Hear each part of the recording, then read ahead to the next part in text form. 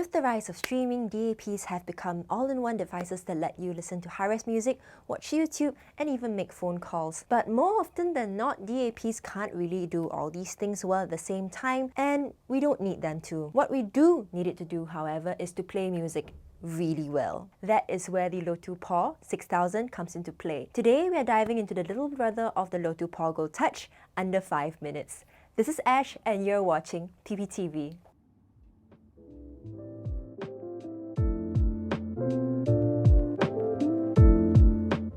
The PAW 6000 inherits the new PAW family look, a black anodized chassis and a gold volume knob with a breathing light installed at this base. One thing to note is that this entry into the PAW series also has sleeker lines. The volume knob is now part of the DAP's rectangular silhouette as opposed to jutting out like it did on the PAW Go Touch. There are also quick control buttons on the DAP side for easy control. It charges via USB Type-C and has a slot for a microSD card that supports up to 2 TB of music. It features a 3.77-inch IPS touchscreen, which is a huge upgrade over its predecessor. The PAW 6000 offers both 3.5mm single-ended and 4.4mm balanced outputs, powered by a single Asahi Kasei micro devices AK4493EQ DAC chip and a Texas Instrument Burr Brown OPA 1622 amplifier in both outputs. The Lotoo PAW 6000 gives 300mW into 32 ohms, enough juice to power thirstier IEMs like mid to high-end single DDs and to work well for most portable earphones. Full-size cans, on the other hand, can and should benefit from an external amplifier. Another particularly attractive part of the PAW 6000 is that it's powered by a 5200 mAh battery that can keep it going for 16 hours of continuous playback. Now, this number has been tested by multiple reviewers, so you don't have to take my word for it. The Lotoo PAW 6000 runs on the Lotoo OS, which Lotoo constantly works at patching and improving. Now, this has been going on since Lotoo's original PAW Go days and isn't likely to stop soon, so you can be rest assured that you'll get great support with your product. Another thing that jumps out at you with the Lotoo OS is how lightning quick the stock OS is. When reading new cards or starting up, it doesn't lock up while scrolling and can deal with quick screen taps amazingly. That said though, the Lotoo OS doesn't have a lick to do with the Android OS, making traditional on-device streaming quite impossible.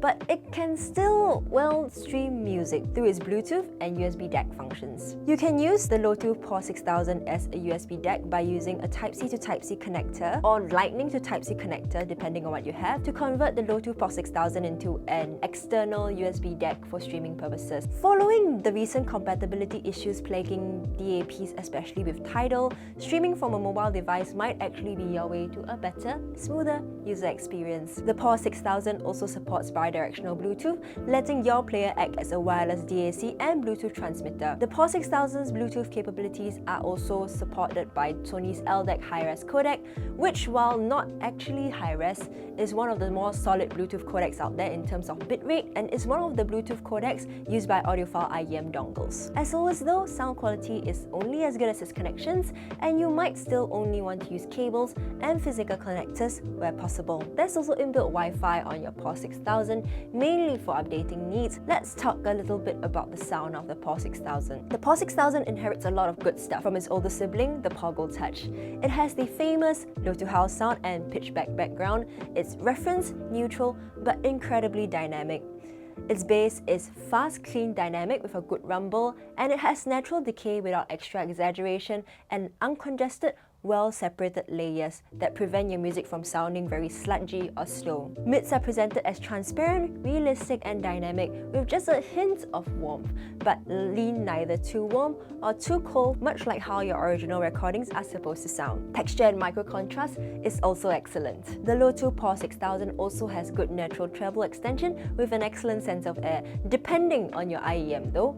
There are no strange peaks in tonality which prevents the PAW 6000 from treading into shouty territory. Because the PAW 6000 is such a neutral reference DAP, it takes on and refines almost any IEM you throw at it. Cheap, high-impedance earphones can be quite a fun choice to pair with this DAP, while those who specifically like things on the warmer end might try the Vision Ears VE8 or the final E5000. In conclusion, the PAW 6000 is a neutral, hyper-competent DAP with plenty of juice in both the output and battery departments. It's a tier down from its flagship brother, the Lotoo PAW Go Touch, but that's only to be expected, with it being around like $1,000 cheaper than the Lotoo PAW Gold Touch. If you're looking for a DAP deck or wireless deck that gives you an amazing sonic experience at a price that's friendlier than the Lotoo PAW Gold Touches, you can consider the Lotoo PAW 6000. That's it for today's Under 5 Minutes. Thank you so much for watching us today. Remember to like, subscribe and leave a comment if you have any thoughts. Our social media links are also down in the description, so check those out and follow them if you please. I think I really gotta go and get some water for myself now, so I will see you next week. This is Ash signing off from PPTV.